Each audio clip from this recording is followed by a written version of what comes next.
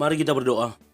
Bapa Sorgawi, Bapa yang kami sembah dalam nama anak-Mu Tuhan Yesus, sungguh kami sangat bersyukur, berterima kasih kepadamu Bapa untuk segala kasih, kebaikan, kemurahan Tuhan yang masih Tuhan berikan kepada kami sampai dengan pagi hari ini, di mana kami boleh tidur dengan tenang, bangun dengan selamat pada pagi hari ini tanpa kekurangan suatu apapun.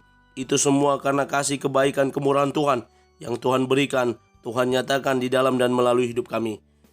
Sebelum kami mulai aktivitas kami, izinkan kami untuk bersekutu dengan Tuhan, berdoa, memuji muliakan nama Tuhan, dan mendengarkan kebenaran firman Tuhan melalui channel YouTube ini. Berbicara bagi kami Tuhan, nyatakan kuasa-Mu, nyatakan isi hati-Mu, karena kami telah siap untuk mendengarkan kebenaran firman Tuhan. Dalam nama Yesus kami berdoa, amin. Shalom ibu bapak saudara terkasih dalam nama Tuhan kita Yesus. Semangat pagi. Bertemu kembali di channel Rionando Butar-Butar dalam khotbah 5 menit aja toko 5 untuk renungan harian.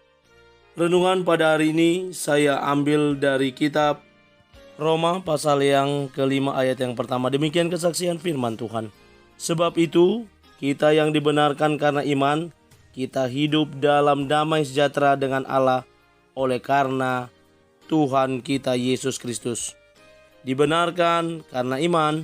Ibu bapak saudara terkasih dalam nama Tuhan kita Yesus, berbicara tentang dibenarkan karena iman, saya teringat sebuah ilustrasi yang mungkin sudah sering kita dengar. Bagaimana ada seorang anak kecil, dia keluar masuk apotik dengan tulisan membeli Tuhan. Dan di apotek yang ke-29 dia bertemu dengan seorang apoteker yang ramah yang melayani dia. Dan tidak lama kemudian ketika dia menyampaikan dia hendak membeli Tuhan, datanglah seorang bapak tua yang ternyata bapak tua tersebut adalah pemilik apotek tersebut. Lalu dia memeluk anak tersebut, menyuruhnya duduk dan bertanya apa yang hendak dia beli. Lalu si anak berkata, aku hendak membeli Tuhan. Ya, tolong ceritakan kenapa kamu mau membeli Tuhan. Ya, saya seorang anak kecil yatim piatu yang mana saya dijaga, dipelihara, dirawat oleh paman saya. Seminggu yang lalu paman saya jatuh dari lantai 3 tempat dia bekerja dan saat ini sedang dirawat di rumah sakit. Kemarin saya mendengar dokter berkata, dokter sudah melakukan semuanya yang terbaik dan hanya Tuhan yang dapat menyembuhkannya. Dan saya kira Tuhan itu adalah obat yang paling manjur. Lalu si bapak berkata, oke, ya. Dia pergi mengambil sebuah dosis obat berupa cairan, lalu diberikan. Ini pas dengan uangmu $1. Ini obatnya, nanti kamu kasih paman kamu minum ya dengan obat ini. Lalu si anak pun pergi, dia bergembira, bersukacita karena apa? Dia telah menemukan obat yang dimaksud, yakni Tuhan, yang kemudian dia berikan kepada pamannya yang pada saat itu sedang koma. Dia minta agar dimasukkan ke infus di mana si paman yang sedang diobati. 3 hari berselang, rumah sakit tempat di mana paman si Bondi, anak tersebut bernama Bondi, dirawat, didatangi oleh dokter-dokter ahli dari ibu kota, yang mana dokter ahli itu membawa alat lengkap yang siap mengoperasi si pamannya Bondi. Lalu setelah dioperasi, pamannya Bondi pun menjadi sembuh. Dan itu semua karena bantuan si bapak tua yang telah membayar semua biaya perobatan. Ibu bapak saudara, Bondi dibenarkan karena imannya mencari Tuhan.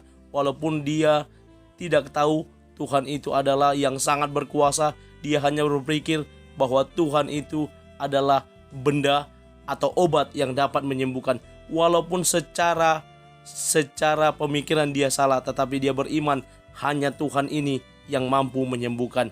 Dan ini merupakan obat yang paling manjur. Dia dibenarkan karena imannya. Dan juga melalui nas renungan harian ini yang boleh mengarahkan kita dibenarkan oleh iman. Kenapa? Ketika kita sudah dibenarkan oleh iman, maka akan ada damai sejahtera. Sebagaimana Bondi dan pamannya memiliki damai sejahtera ketika pamannya disembuhkan. Itu semua karena kasih karunia dan anugerah Allah. Dengan Allah, oleh karena Tuhan kita Yesus Kristus, kita akan memiliki damai sejahtera itu.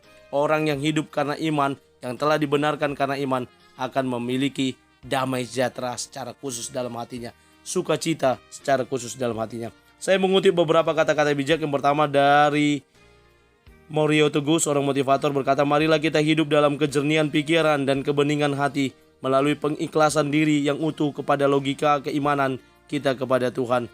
Lalu William Butler Yeats, seorang penyair, berkata, bagi saya tujuan tertinggi adalah tindakan nyata dari keimanan dan alasan untuk membuat orang bergembira di tengah-tengah tragedi.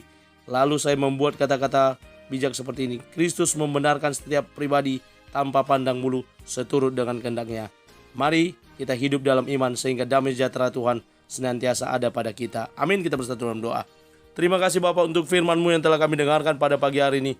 Mampukan kami untuk menjadi para pelaku kebenaran firman Tuhan yang terus bertumbuh di dalam Tuhan, yang terus maju di dalam Tuhan, sehingga nyata kami adalah umat-Mu yang senantiasa setia kepada Tuhan. Kami mulai hari ini dalam nama Yesus kami berdoa. Amin. Selamat beraktivitas. Tuhan Yesus memberkati. Shalom.